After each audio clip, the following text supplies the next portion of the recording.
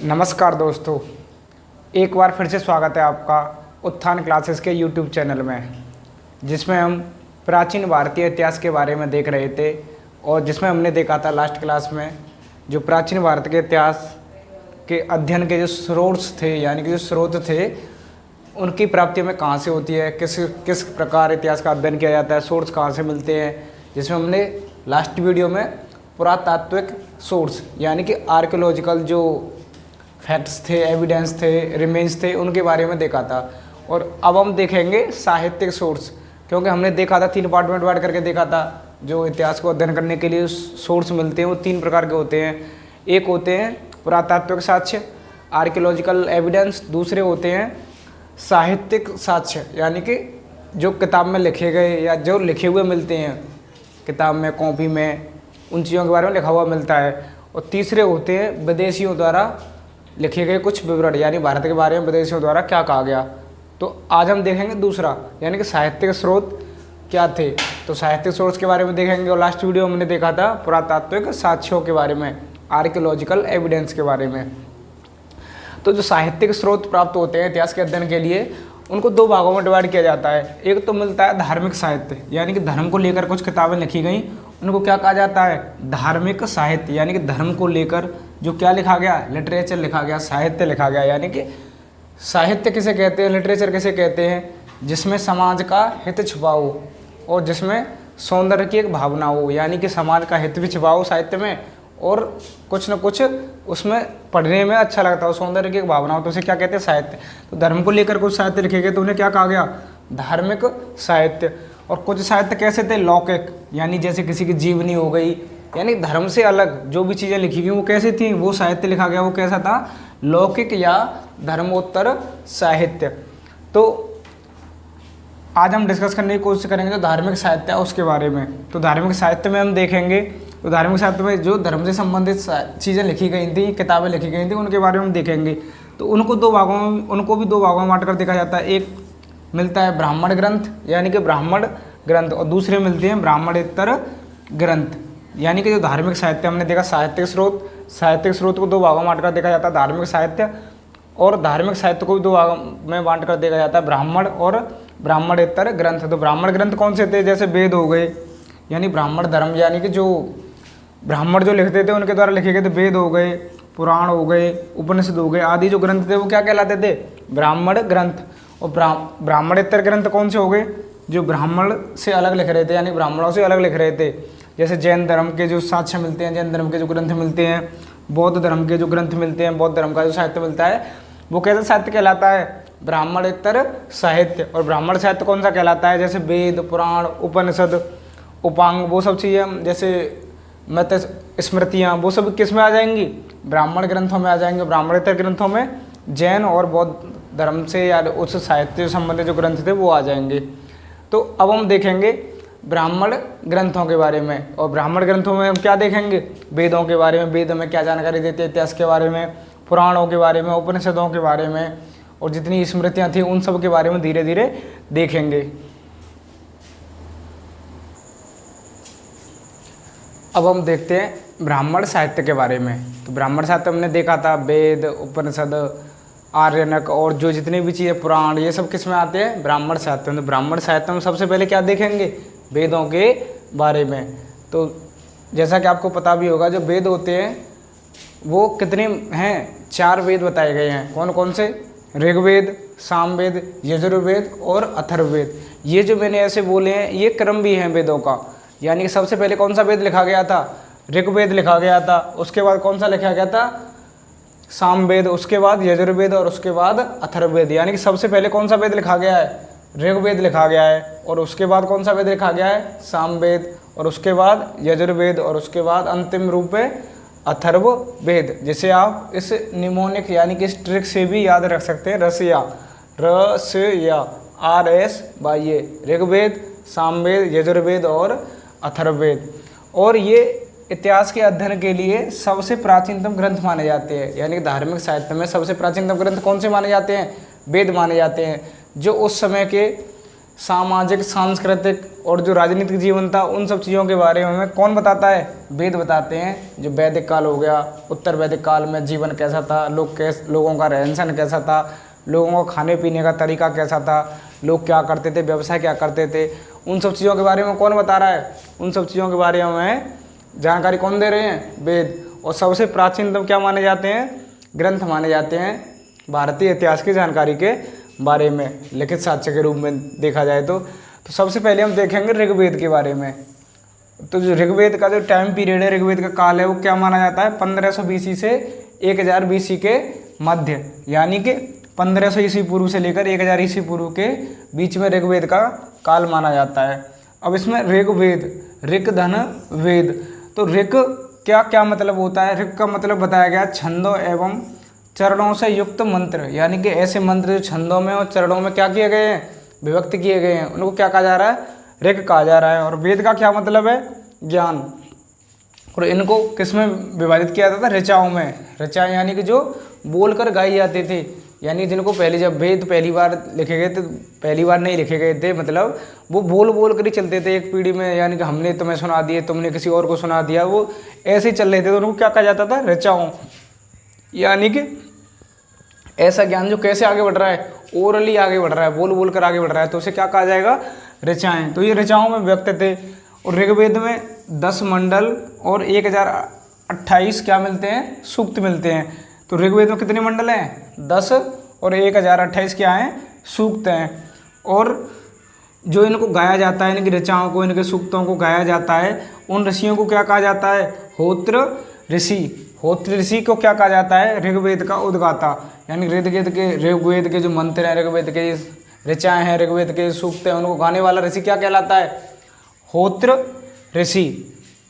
और इसका जो पहला और 10वां मंडल है, पहला और 10वां मंडल जो सबसे अंत में जोड़े गए हैं, ये बहुत इंपॉर्टेंट क्वेश्चन है। पहला और 10वां मंडल कब जोड़ा गया था? सबसे अंत में जोड़ा गया था। और इनके तो ब्राह्मण ग्रंथ भी हैं। ब्राह्मण ग्रंथ क्या है? ब्राह्मण ग्रंथ उन ग्रंथों को कहते हैं जो वेदों को सरल भाषा में समझने के लिए गद्य रूप में लिखे गए थे, तो उनको क्या कहा जाता था? ब्राह्मण ग्रंथ।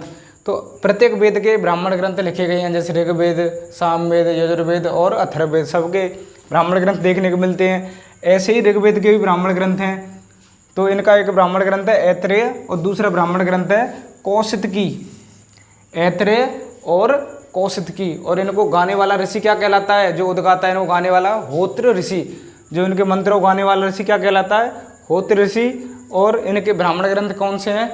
ऐत्रेय और कौशितकी। और इनको कितने मंडल हैं ऋग्वेद में? 10 मंडल हैं, 1028 सूक्त हैं। जो पहला और 10वां मंडल है उसे सबसे बाद में जोड़ा गया था। अब देखते हैं नेक्स्ट वेद। नेक्स्ट वेद कौन सा आएगा क्रम के हिसाब से? साम वेद। यानी कि हमने जो क्रम देखा था रसिया, ऋग्वेद, सामवेद, यजुर्वेद और अथर्ववेद, इसी क्रम में मैं आपको पढ़ा रहा हूँ कि आपको सीक्वेंस याद रहे। सबसे पहले कौन सा लिखा गया? ऋग्वेद लिखा गया, फिर सामवेद, फिर अथर्ववेद और फिर यजुर्वेद और फिर अथर्ववेद। तो और दूसरा वेद कौन सा है? सामवेद। तो सामवेद क्या है? साम का क्या मतलब होता है? गान। यानी कि ऐसे वेद या ऐसे मंत्र जिनका यज्ञों के अवसर पर क्या किया जाता था? गा कर उच्चारण किया जाता था। यानी कि ऐसे मंत्रों का संकलन, ऐसे सूक्तों का संकलन जो यज्ञों के अवसर पर क्या किए जाते थे? गाए जाते थे। इसलिए इसे क्या कहा गया? सामवेद, यानी गाने वाला वेद, गाए जाने वाला वेद। और इसी को इसलिए क्या कहा जाता है? भारतीय संगीत का जनक कहा जाता है। और आप ऐसे भी इसे याद रख सकते हैं, सॉन्ग है, जो गीत होते हैं, गीत को इंग्लिश में क्या कहा जाता है? सॉन्ग। और सॉन्ग में ऐसा आता है, ऐसे ही सामवेद में ऐसा आता है। तो भारतीय संगीत का जनक किसे कहा जा रहा है? सामवेद को। तो एस से भी आप इसे याद रख सकते हैं। और इसमें मुख्य रूप से क्या चीज़ें मिलती हैं? मुख्य रूप से फोकस किया गया है जो सूर्य देवता है, यानी कि सन है, उसकी स्तुति के बारे में। यानी कि जो मुख्य रूप से फोकस किया गया है वो क्या किया गया है? सूर्य की स्तुति के बारे में। और इसको गाने वाला जो ऋषि है उसे क्या कहा जाता है? उद्गाता। यानी कि जो गाने वाला ऋषि है वो क्या कहा जा रहा है यहाँ पे? उद्गाता। लेकिन ऋग्वेद को गाने वाला ऋषि क्या कहा जा रहा था? ऋग्वेद को गाने वाले ऋषि को कह रहे थे हम होत्र ऋषि। और सामवेद के मंत्रों को गाने वाले ऋषि को क्या कह रहे हैं? उद्गाता। ये बहुत इंपॉर्टेंट फैक्ट हैं जो अक्सर पूछे जाते हैं। और इसका जो ब्राह्मण ग्रंथ था, ब्राह्मण ग्रंथ जो वेदों को सरल भाषा में प्रस्तुत करते थे, तो इनका ब्राह्मण ग्रंथ कौन सा है? पंचविश ब्राह्मण, पंचविश ब्राह्मण। और ऋग्वेद का ब्राह्मण ग्रंथ कौन सा था? ऋग्वेद का ब्राह्मण ग्रंथ था ऐतरेय और कौशितकी, ऐतरेय और कौशितकी ब्राह्मण ग्रंथ किसका था? ऋग्वेद का। और सामवेद का ब्राह्मण ग्रंथ कौन सा है? पंचविश ब्राह्मण। और इनके जो उपनिषद है, इनसे कौन से उपनिषद लिखे गए हैं? छंदोग्य उपनिषद और जैमिनी उपनिषद किसके ऊपर लिखे गए हैं? सामवेद के ऊपर लिखे गए हैं, जिनके बारे में आगे देखेंगे भी कि उपनिषद किसे कहते हैं और उपनिषद किसके बारे में, किस चीज़ों के बारे में बताते हैं। तो यहाँ हम अभी इतना देखते हैं कि छंदोग्य उपनिषद और जैमिनी उपनिषद जो हैं वो हमें सामवेद से मिलते हैं। फिर आते हैं हम नेक्स्ट वेद हमारा कौन सा है? यजुर्वेद। यानी कि जो हमारा क्रम चल रहा था ऋग्वेद, सामवेद, यजुर्वेद और लास्ट में कौन सा रह जाएगा? अथर्ववेद। तो अब हम देखेंगे यजुर्वेद के बारे में। यजुर के क्या मतलब है? यज्ञ। यानी कि ऐसे वेद जो क्या बताया जा रहे, क्या जानकारी दे रहे हैं हमें? यज्ञ के बारे में जानकारी दे रहे हैं। और इनको जो गाने वाला ऋषि है वो क्या कहलाता है? अर्ध्युर्य। यानी कि अर्ध्वर्य जो ऋषि है वो क्या कहा जा रहा है? इनका गाने वाला ऋषि। और इनके जो ब्राह्मण ग्रंथ है वो कौन से हैं? शतपथ और तैत्तरीय ब्राह्मण। यानी कि शतपथ और तैत्तरीय ब्राह्मण किसके हैं? यजुर्वेद के। ऐसे दोबारा रिकॉल करते हैं हम। ऋग्वेद के ब्राह्मण ग्रंथ कौन से हैं? ऋग्वेद के ब्राह्मण ग्रंथ हैं ऐतरेय और कौशितकी। और तथा सामवेद का ब्राह्मण ग्रंथ कौन से हैं? पंचविश। और यजुर्वेद के ब्राह्मण ग्रंथ कौन से हैं? शतपथ और तैत्तरीय ब्राह्मण ग्रंथ। और इनको यजुर्वेद को गाने वाला ऋषि क्या कहलाता है? अधुर्य। और तथा ऋग्वेद को गाने वाला ऋषि क्या कहा जा रहा है? होत्र। और सामवेद को गाने वाला ऋषि कहा जा रहा है उद्गाता। और ऋग्वेद को शुक्ल और कृष्ण में बांटा गया था। यानी शुक्ल यजुर्वेद और कृष्ण यजुर्वेद। तो यजुर्वेद को दो भागों में बांटा गया था, शुक्ल यजुर्वेद और कृष्ण यजुर्वेद। और जो शुक्ल यजुर्वेद है उसी पर एक संहिता लिखी गई थी, एक ग्रंथ लिखा गया था, उसे क्या कहा जाता था? वाजसनेयी संहिता। तो शुक्ल यजुर्वेद को शुक्ल और कृष्ण यजुर्वेद में बांटा गया था। तो पूछा जाता है कौन से वेद को शुक्ल और कृष्ण यजुर्वेद में बांटा गया है? तो यजुर्वेद को। और शुक्ल यजुर्वेद पर एक किताब लिखी गई, उसे क्या कहा गया? वाजसनेयी संहिता। और इसमें क्या है? मुख्य रूप से कर्मकांड प्रधान बताया गया है इसे। यानी जो कर्मकांड होते हैं, कर्मकांडों पर फोकस किया गया है इसमें यजुर्वेद में। और इसकी 5 शाखाएं मिलती हैं, 5 ब्रांच हैं इसकी। कौन कौन सी? काठक, कापिल्य, काफिष्ठल, मैत्रेयी, तैत्तरीय और वाजसनेयी। यानी कि 5 शाखा कौन सी हैं? काठक, काफिष्ठल, मैत्रेयी, तैत्तरीय, वाजसनेयी। और इस पर उपनिषद में कौन कौन से उपनिषद लिखे गए हैं? कठोपनिषद, ईशोपनिषद और श्वेतासर उपनिषद तथा मैत्रेयी उपनिषद आदि उपनिषद इस पर लिखे गए हैं। कठो, ईशोपनिषद, श्वेतासर उपनिषद और मैत्रेयी उपनिषद। अब आते हैं हमारा लास्ट और अंतिम वेद कौन सा है? अथर्ववेद। इसमें क्या है? 731 सूक्त मिलते हैं और 20 अध्याय हैं तथा 6000 मंत्रों का ये संकलन है। और इसको क्या कहते हैं हम? ब्रह्म वेद भी कहते हैं। और ये सबसे अंतिम में लिखा गया। और सबसे पहले कौन सा वेद लिखा गया था? ऋग्वेद। और सबसे लास्ट में कौन सा वेद लिखा गया है? अथर्ववेद। और इसी में हमें जो परीक्षित राजा हुए थे, परीक्षित राजा जो कुरुओं के राजा हुए थे, उनके बारे में जानकारी मिलती है। और इस वेद में किस पर फोकस किया गया है? मंत्र, जादू टोने, टोटके, रोग निवारण, वशीकरण, इन सब चीज़ों पर किस में फोकस किया गया है? अथर्ववेद में फोकस किया गया है। मंत्र, जादू टोने, रोग निवारण, वशीकरण, जो सब विद्याएँ चलती हैं आज के समय, वो कहाँ से निकल के आ रही हैं? अथर्ववेद से। और इसका जो ब्राह्मण ग्रंथ है वो क्या कहा जा रहा है? गोपथ ब्राह्मण। यानी कि इनका जो ब्राह्मण ग्रंथ है वो क्या कहा जा रहा है? गोपथ ब्राह्मण। तो जैसे कि हमने देखे थे सभी के ब्राह्मण ग्रंथ, एक बार फिर रिकॉल करते हैं। जैसे ऋग्वेद के ब्राह्मण ग्रंथ कौन से हैं? ऐतरेय और कौशितकी। तथा सामवेद के ब्राह्मण ग्रंथ पंचविश ब्राह्मण। और यजुर्वेद के ब्राह्मण ग्रंथ कौन से हैं? शतपथ और तैत्तिरीय तथा अथर्ववेद के ब्राह्मण ग्रंथ केवल एक है, कौन है? गोपथ। और ऐसे ही सामवेद के भी एक ही ब्राह्मण ग्रंथ है, पंचविश। तो अब हम देखते हैं ब्राह्मण ग्रंथ, जैसा कि हम यहाँ पे फोकस कर रहे थे ब्राह्मण ग्रंथ कौन से है, ब्राह्मण ग्रंथ कौन से हैं। तो अब देखेंगे ब्राह्मण ग्रंथों के बारे में। तो जैसा कि हम मोस्टली देख चुके हैं, 4 वेद थे और चारों के अपने अपने क्या थे? ब्राह्मण ग्रंथ थे। तो यहाँ पे ब्राह्मण ग्रंथ उनको कहा जाता है जो वेदों का सरलीकरण गद्य भाषा में करते हैं, यानी कि वेदों का या जो वेद किस में लिखे गए थे? संहिताओं में लिखे गए थे। संहिताओं का सरलीकरण सरल भाषा में कर रहे हैं, वो क्या कहलाते हैं? ब्राह्मण ग्रंथ। तो ब्राह्मण ग्रंथ अभी हमने देख ही लिए हैं, ऋग्वेद का ब्राह्मण ग्रंथ, सामवेद का ब्राह्मण ग्रंथ, यजुर्वेद का ब्राह्मण ग्रंथ और अथर्ववेद का ब्राह्मण ग्रंथ। जैसे ऋग्वेद के ब्राह्मण ग्रंथ कौन से थे? ऐत्रेय तथा कौशितकी। सामवेद के ब्राह्मण ग्रंथ कौन से थे? पंचविश ब्राह्मण। तथा यजुर्वेद के ब्राह्मण ग्रंथ कौन से थे? ऐत्रेय तथा तैत्तिरीय। और अथर्ववेद का ब्राह्मण ग्रंथ कौन है? गोपथ ब्राह्मण। तो ये चारों वेदों के अलग अलग ब्राह्मण ग्रंथ हो गए।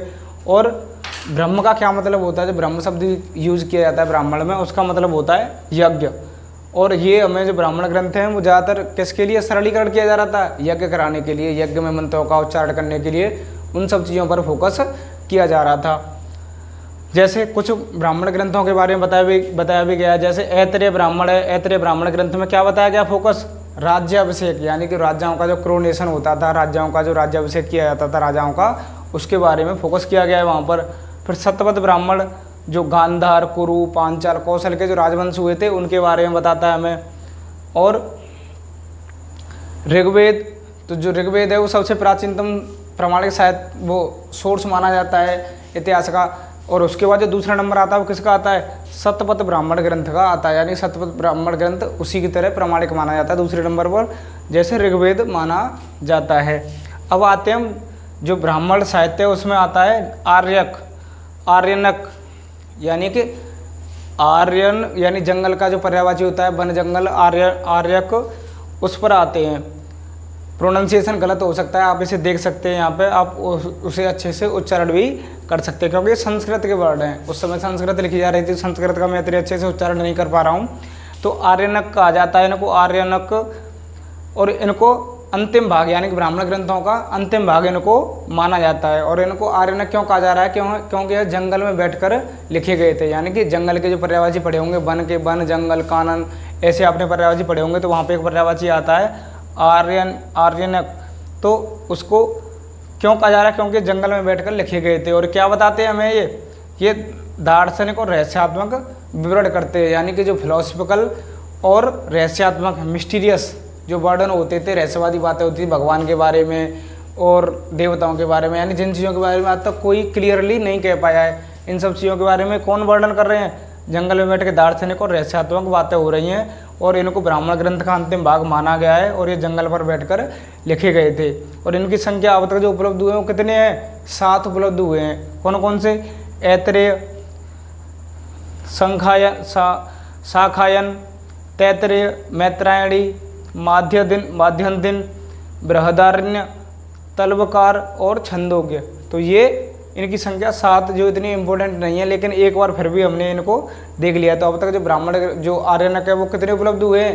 केवल 7 उपलब्ध हुए हैं।